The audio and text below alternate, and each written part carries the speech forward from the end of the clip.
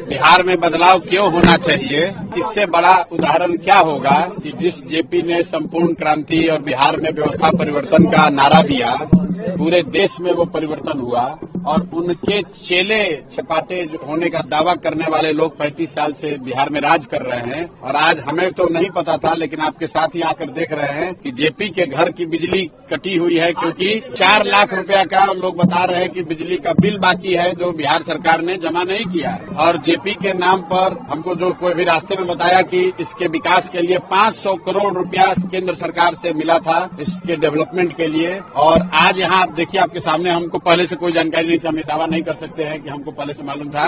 अभी आप ही लोग बता रहे हैं कि यहाँ बिजली है ही नहीं, बिजली काट दी गई है क्योंकि बिहार सरकार बिजली का बिल नहीं दे पा रही। हम डॉक्टर राजेंद्र प्रसाद के मेमोरियल पर भी गए हैं, भितिहरवा आश्रम भी गए हैं और करीब करीब कमोवेश यही स्थिति है। लेकिन जेपी के घर की जो स्थिति है, जहाँ बिजली नहीं है, ऐसी स्थिति वहाँ भी नहीं है। भितिहरवा आश्रम से हम जब पदयात्रा शुरू किए तो वहाँ पर भी गांधी जी की पत्नी कस्तूरबा जी ने जो एक विद्यालय शुरू किया था, उसको 1 रुपए का अनुदान नहीं, 1 रुपए की सहायता नहीं, और वहाँ आदिवासी समाज की, थारू समाज की बच्चियां पढ़ रही थी। उस समय हम लोगों ने पदयात्रा के पहले दिन कहा था कि जब तक हम लोग की व्यवस्था नहीं बनेगी तब तक उस विद्यालय को चलाने के लिए एक सहयोग राशि जनसुराज से उनको हर महीना मिलेगा। बिल्कुल आप उम्मीद रखिए, मैं अपनी ताकत से आप लोगों के माध्यम से बात उठाऊंगा और आप अभी आपके जरिए बोल रहे हैं तो पूरे देश में ये बात जाएगी कि भाई बताइए, जेपी के घर में भारत रत्न आपने दे दिया,